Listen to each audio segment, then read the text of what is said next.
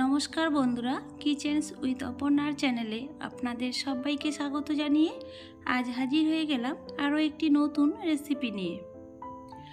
আজ আমি তৈরি করব বাড়িতে থাকা মাত্র কয়েকটি উপকরণ দিয়ে খুব সহজে দোকানের মতো মুচমুচে রসালো বোঁদে।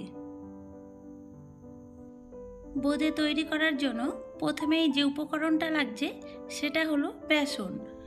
বেসনটাকে আমি একটু চেলে নেব, তাই একটি বড় পাত্রের মধ্যে একটা চালনি বসিয়ে এটা মেজারমেন্ট কাপের হাফ কাপ, এই কাপের মাপ করে আমি 3 কাপ বেসন নিয়ে নিলাম।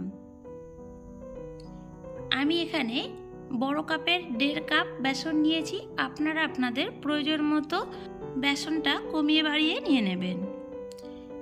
এবার এই বেসনটাকে ভালো মতো চেলে নেব, আর এর ভিতরে যদি বেসনের দানা দানা অংশ থাকে সেগুলোকে ফেলে দেব। এবার এর মধ্যে অল্প অল্প করে জল দেব, আর একটা হ্যান্ড ব্লেন্ডারের সাহায্যে বেসনটাকে এইভাবে মেখে নেব। প্রথমেই একসাথে বেশি জল দেওয়া যাবে না, এইভাবে বারে বারে অল্প অল্প করে জল দিতে হবে, আর একটু সময় নিয়ে একটা ঘন ব্যাটারে পরিণত করে নিতে হবে।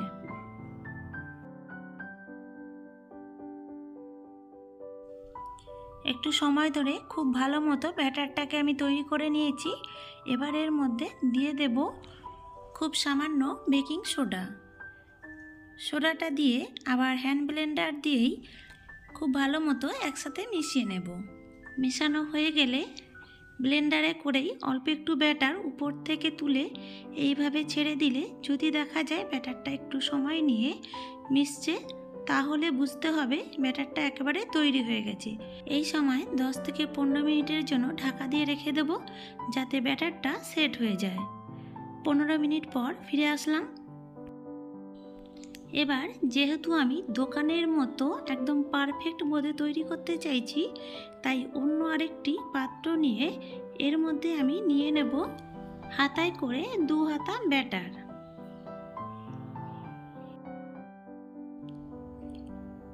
এই ব্যাটারের মধ্যে এবার দিয়ে দিচ্ছি কয়েক ফোঁটা ফুড রেড কালার। এবার ব্লেন্ডারের সাহায্যে এই কালারটাকেও ব্যাটারের সাথে খুব ভালো মতো মিশিয়ে নিচ্ছি।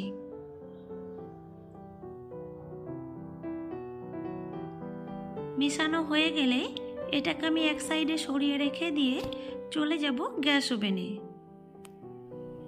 গ্যাস ওভেনে একটি খালি কড়া বসিয়ে দিলাম, আর কড়াটাকে খুব ভালো মতো গরম করে নিয়ে এর মধ্যে দিয়ে দিচ্ছি একটু বেশি পরিমাণে রিফাইন অয়েল।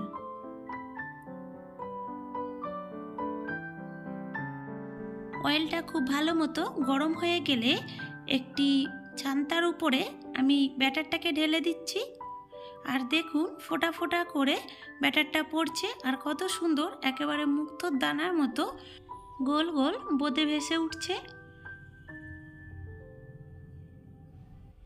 এবার এই বোঁদেগুলোকে একটু নাড়াচাড়া করে লাল লাল করে ভেজে তুলে নেব।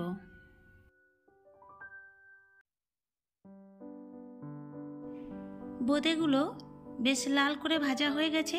এবার চাকনির সাহায্যে এগুলো তুলে নিচ্ছি, আর দেখুন বোঁদেগুলো দেখেই বোঝা যাচ্ছে কতটা মুচমুচে হয়েছে। এইভাবে বিনা কালারের বোঁদেগুলো সব ভেজে নেওয়া হয়ে গেছে। এবার যে ব্যাটারটাই আমি রেড ফুড কালার মিশিয়েছিলাম সেটাও 1 হাতা দিয়ে দিলাম, আর এগুলোও ভেজে উঠিয়ে নিচ্ছি।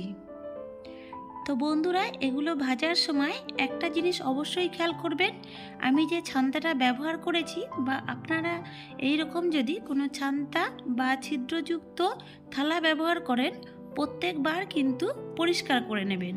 একবার ব্যাটার দেওয়ার পর যদি পরিষ্কার না করা হয়, তাহলে এই ছিদ্রগুলো ব্যাটার আটকে থাকবে আর ঠিক মতো পড়তে চাইবে না, তার ফলে বোঁদেগুলো ঠিকঠাক হবে না। সব বোঁদেগুলো আমার ভেজে নেওয়া হয়ে গেছে। এবার গ্যাস ওভেনে আরও একটি কড়া বসিয়ে দিলাম, আর এখানে আমি কাপের মাপ করে 1.5 কাপ চিনি নিয়ে নিলাম। এবার এর মধ্যে দিয়ে দেব 2 কাপ জল।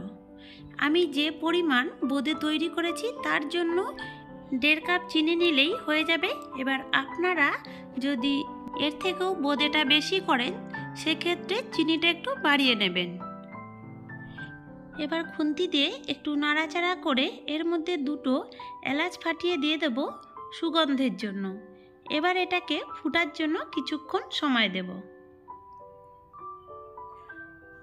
কিছুক্ষণ সময় ধরে চিনিটাকে ফুটিয়ে নেওয়ার পর যখন চিনিটা গলে একটু আঠা আঠা সৃষ্টি হবে আর খুব সুন্দর একটা চিনির শিরা তৈরি হবে, সেই সময় আগে থেকে তৈরি করে রাখা বোঁদেগুলো এর মধ্যে দিয়ে দেব। আর এই সময় অবশ্যই গ্যাস ওভেনটা কিন্তু বন্ধ করে দিতে হবে। আমি গ্যাস ওভেন বন্ধ করে দিলাম আর সবগুলো বোঁদেই রসের মধ্যে দিয়ে দিলাম। এবার খুন্তি দিয়ে একটু উল্টে পাল্টে সব বোঁদেগুলোই রসে ভিজিয়ে ঢাকা দিয়ে রেখে দেব আধ ঘন্টার জন্য। আধ ঘন্টা পর ফিরে আসলাম। এবার বোঁদেগুলোকে কড়া থেকে তুলে একটা প্লেটে তুলে নিচ্ছি। দেখুন বোঁদেগুলো কতটা রসালো আর মুচমুচে তৈরি হয়েছে, দেখেই বোঝা যাচ্ছে। তো বন্ধুরা, আমার আজকের এই ভিডিওটি যদি ভালো লাগে অবশ্যই একটি লাইক করে দেবেন। আজকের মতো এখানেই বিদায় নিচ্ছি। সবাই ভালো থাকবেন, সুস্থ থাকবেন। ধন্যবাদ।